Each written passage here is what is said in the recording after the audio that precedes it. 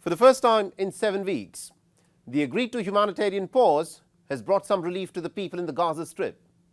The horrific carnage unleashed by a campaign of relentless bombings and a ground offensive is temporarily halted.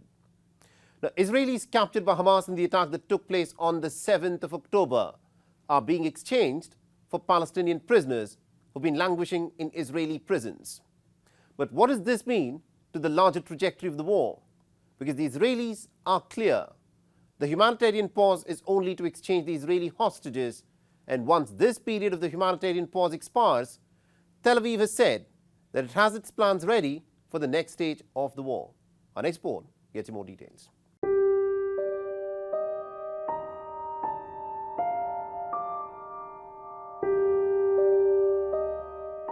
This was the moment that everyone had been waiting for, the first significant breakthrough in this war. As dusk began to fall on the 24th of November, the Israeli captives, including elderly women and children, were handed over by Hamas to the representatives of the Red Cross.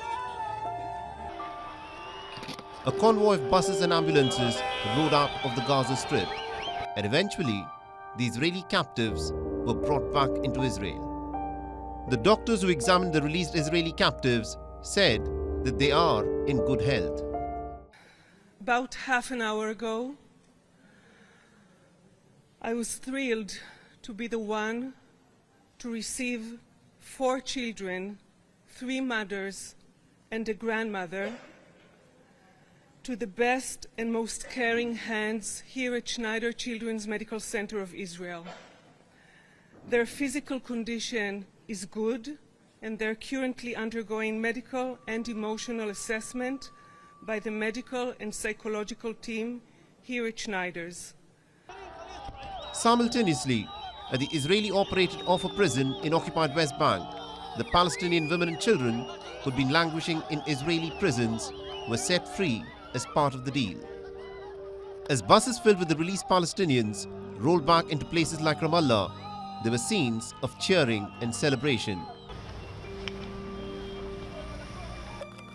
24-year-old Mara Bakir, who had been arrested when she was just 16 years old and has spent 8 long years in an Israeli prison, was one of the first Palestinians to be set free. It passed. There were difficult times, especially since I was young at the beginning, where I needed to be among my parents and with my mother. But thank God, there were people inside to take care of me among the prisoners, who looked after me, and some were like a mother to me. People often think that wars are about scheming, heartless generals and ambitious, wily and greedy politicians. But wars are actually about civilians, about families that get torn apart, about children who get orphaned.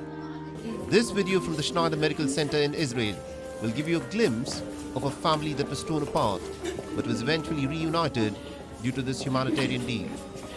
Elsewhere in Eilat, the Moshe family were waiting to meet with the 72-year-old Adina Moshe, who had also been set free. We really want to get there and hug her. It's an unexplained longing for a grandmother that we're used to seeing every day. We lived together since the grandchildren were born, since the eldest, Eris, was born. She's visiting us every day. She's a very active grandmother. She's bringing us food on a daily basis, sitting with us. She's the part of education of children. She's with us all the time, and suddenly, one bright morning, she disappeared. It's been 50 days that we haven't seen her. These scenes of families reuniting is a far cry from what is happening even now in the battle zone. In Khan Yunis, Tahani al-Najjar returned back to her home, only to find that it had been bombed to rubble by the Israelis. Along with her other surviving family members, she went about salvaging anything that could be used. Clothes, cutlery, children's toys, everything else was completely destroyed. When they say there is a truce, we came to see our homes. We came to this, as you see, complete destruction.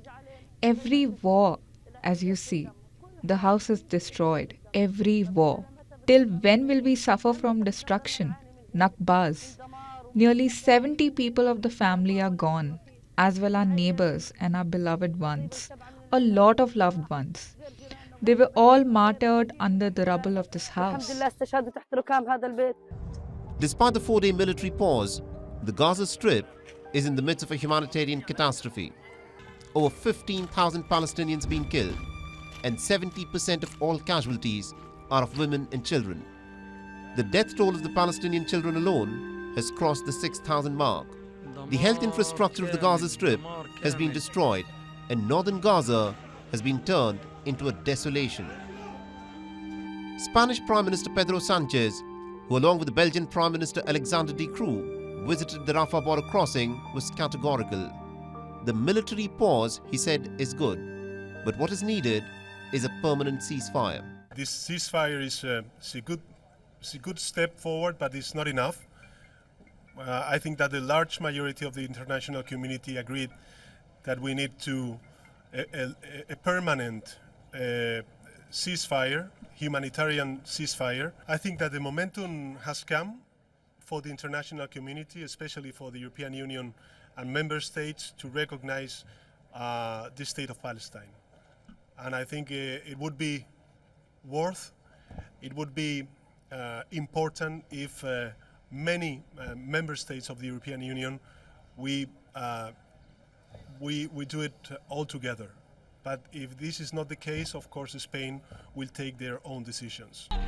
In the immediate aftermath of the 7th of October attacks, Israel enjoyed unequivocal support and solidarity from the international community. But the relentless campaign of bombings and a crippling ground offensive, resulting in a death toll that has gone up by the hour, has meant that even the most staunchest allies of Israel are now calling for an immediate end to the bloodshed.